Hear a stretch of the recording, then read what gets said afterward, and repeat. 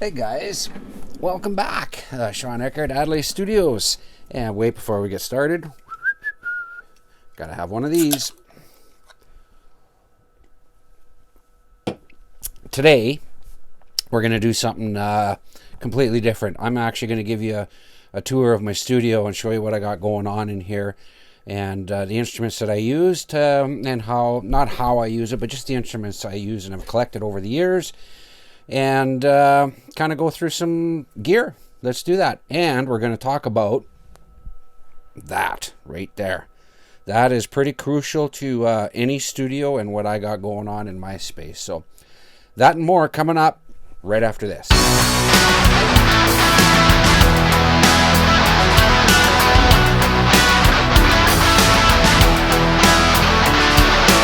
First thing we're going to talk about is this Feiyu handheld gimbal right here. This thing is a complete lifesaver for shooting video. Before we get to that, let's move down to this one. This gimbal, as archaic as it looks, right, there's this gimbal. This thing is homemade. I built this to film my Cinderella video, and I wanted some nice smooth shots, but I didn't want to pay $1,000 for a gimbal, so that's what I made. So back to the Feiyu here. First thing I'm gonna do, turn it on. Whoop. Shooting this on my iPhone right now so I can show you how this works. Now let's spark it up. There we go. She's in action. Okay, so let's turn that guy around. There it is. That is me filming me. So this gimbal is totally awesome because it'll do everything that it'll follow me. It pans around. See how smooth that action is.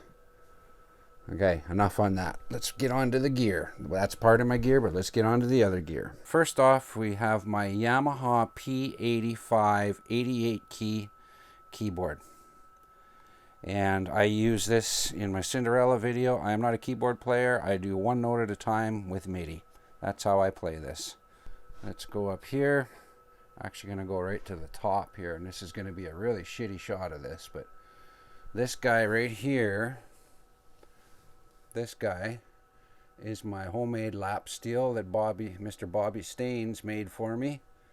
I'm going to be doing a couple Cinderella tunes with that song too coming up. And we'll come down here. This is one of my many heads that I have. This is a Crate 120 watt head. I haven't used it in some time, but that's that. Underneath that, I've got a one of two Elite Yorkville, I'll get down here and show this to you. Yorkville Elite E215 2s.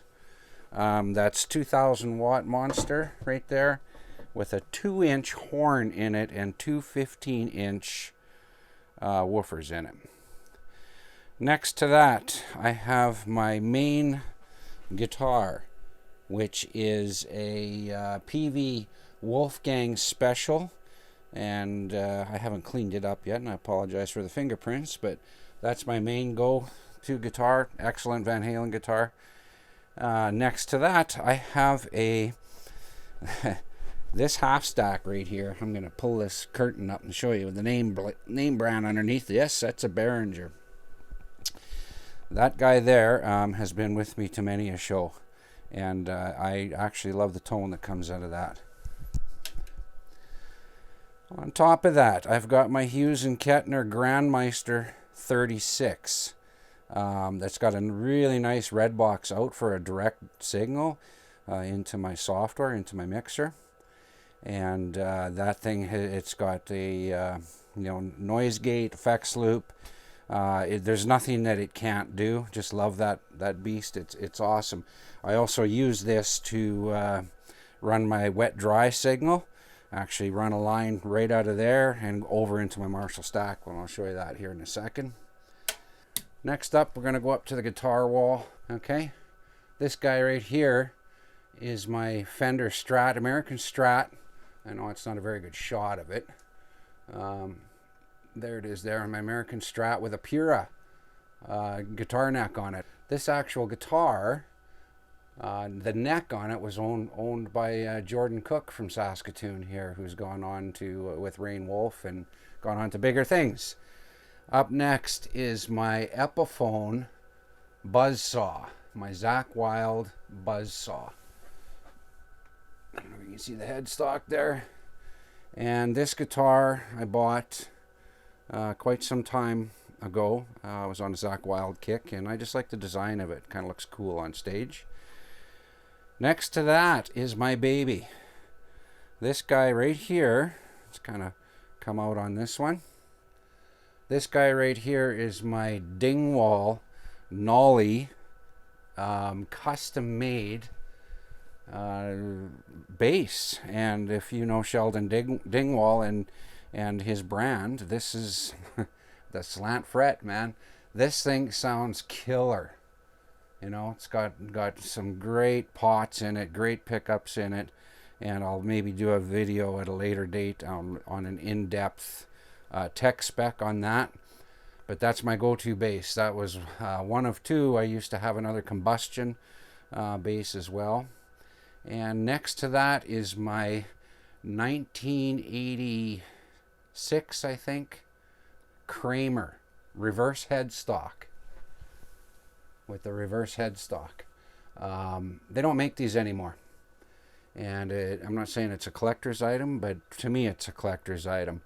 I put new pickups in it and things like that. But the thing is an action, and it's an 80s beast. Just love that one to death too. Next to that, I've got my Gibson Studio. Kind of a funny story behind this one, as my Gibson Studio, this isn't the original color. I actually put a wrap on that to give it that blue sunburst. This is a black guitar, straight black. And the pick guard I took off because I actually rented this guitar from Long and McQuaid many years ago. And Zakk Wylde came through town with Ozzy, and he was doing a signing at Long and McQuaid. And when I was renting this guitar, I've since then purchased it, obviously, but when he came to town, I took this guitar in and I had him sign the pick guard on it.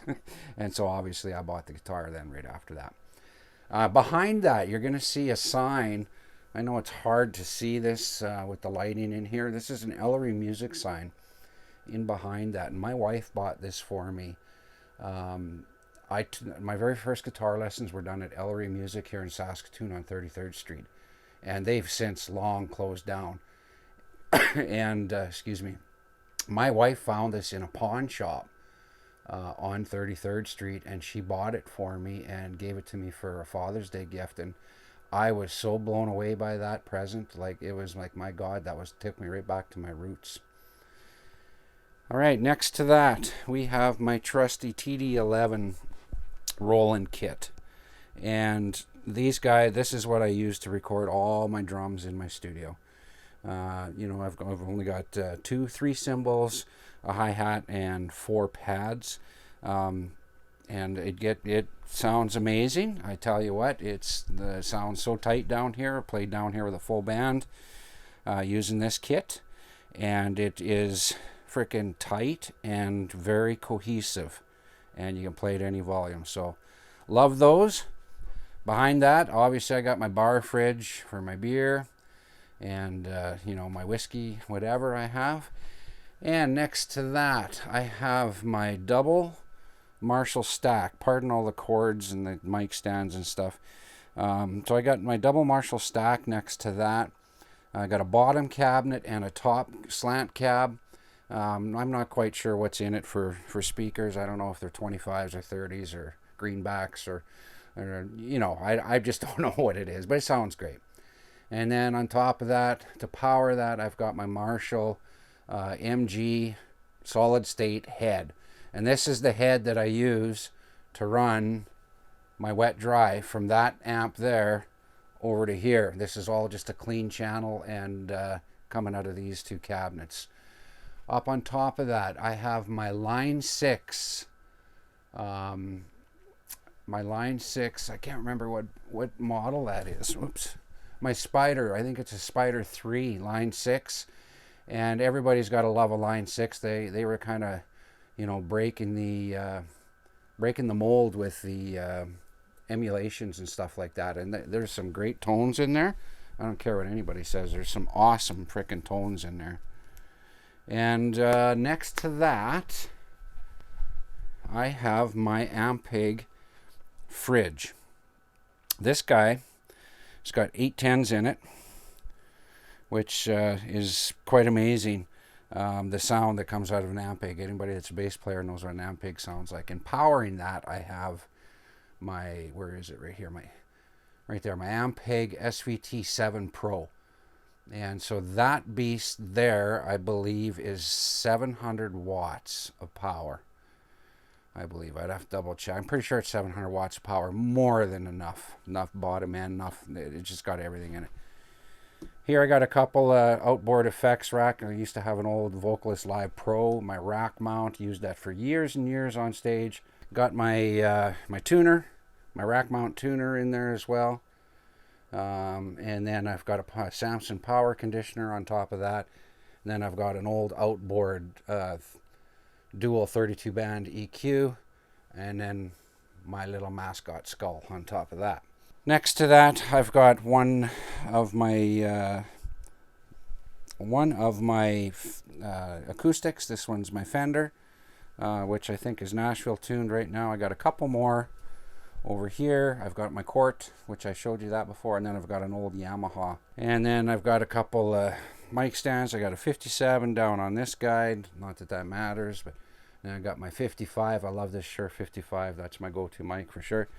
And then next to that, over here on the other side of the room, getting back to my desk, I've got my other my other Elite Yorkville 215-2, and then I've got just a studio monitor on a TV. So when I'm doing my recording, I can kind of look at what I'm doing on a bigger screen if I want. And then I've got my desk. So let's get into my desk real quick here. This is my PreSonus Studio Live 24 channel. I got rid of all my outboard gear because I didn't need it anymore. There was no need for it. And I used to have like an 8-channel compressor and DBX EQs and more power, obviously power conditioners, but I used to have delays, Roland delays and things like that, but I didn't need it anymore. When I bought this, this filled all those holes. Believe it or not, this machine has four 832 band EQs in it, built into it. It's got 2 effects channels, which is more than enough for what I use it for. And it's got 40 compressors in it. And that is pretty damn good. There's nothing that you can't do with it. It's got 10 auxiliary sends in it. Like, it's just incredible. Incredible beast. I used this board for, I'm going to say probably 4 or 5 years of constant gigging. Very, very good machine, and never went down on me once. So it was amazing. So that's that. Next to that, I've got my studio monitors. Got a couple of 5-inch KRK Rockets, and no complaints there whatsoever. And then I've got my trusty iMac that I love and can't do anything without that. Up above that, I've got this is my 530 condenser microphone where I record all my tutorials on, and as well it's my vocal mic, so when I'm singing. And next to that, I've got some miscellaneous pieces of gear, or pieces of stomp boxes and batteries and little PA system here, and got a couple of preamps, a direct box. Underneath that, down in this mess, that bin there is completely full of stomp boxes, and the one beside it is completely full of cables. So there's a lot that a guy needs, to get the sounds going in here. And I've got other couple of other guitars in storage that aren't even in this room. You know, I got a Line 6 pedal, Line 6 Pod XT they call it as well. It's I think it's in that box down there. And then I've got, let's see if I can do this without making my thing freak out. And then I've got, these are my lights down here. This is the lighting I use to, I use this on stage lights, these LEDs. I got 2 of them, and they're super expensive, these things, but they'll last forever. And they are, this is what lights my background in my studio when I'm shooting my videos. And as well, they're great. They oscillate, they change colors, they do all kinds of things. This guy here is an Elite 350 watt monitor that I use just mainly for my sub kick, for my drums really is what I use. And then I use it when I go out and do small little party gathering shows. That's all I need to take with me. And this guy right here, this is Bootsy. I haven't formally introduced you to him. This is my mascot, and believe it or not, I actually wear that getup on stage, and I'll get into that in a completely different video. But anyways, that's my studio tour. I didn't take you through my lighting. Oh, that's okay. One of the most important parts I said I was going to talk about is up here. Let's look at the ceiling. These guys here, so these are old moving blankets, and they are instrumental in deadening the space in here and deadening the sound. And I bought these, you know, on Kijiji or at a flea market or something. I think my wife helped buy them too. And so up in my floor joists up here, I've got you know, surround sound insulation or sound insulation. I can't remember the brand name of it. And then I put these up there, and it's like, you know, it's completely dead in here. This is like a massive, you know, 14 by 12 foot vocal booth is what this is. And it's just insane. And I took all my cords and I've routed them. I've routed all my cords up on the ceiling, you know. It's not pretty up there, but you know what? It gets them off the floor. One thing I hate is... I learn how to run this gimbal. One thing I hate is stepping on cords and tripping on cords. You know, so I've got complete lines to drop at any moment. You know, I've got one there, I've got one there, and this one here that I'm using over on my mic actually drops here. So I can put 4 guys in this room, and then I've got one back there for the drummer too. So I can put 4 guys in this room and just go at any given moment, right? And so it's awesome. And then I've got those scenes saved in my Studio Live, so it's deadly. Okay, guys, so that's my tour. That is my humble abode of that's, you know, everything I got in my studio. So I got a lot of projects on the go with this filming tutorials, and sometimes I don't get to create any music. I'm trying to find a balance there. That's it for my studio tour. If you like what you see, please comment below. Smash that like button if that's your thing. And subscribe to my channel. You guys, like, I got a lot of content coming out, and I appreciate every subscription I can get. So thanks for watching, and we'll see you in the next video. Bye for now.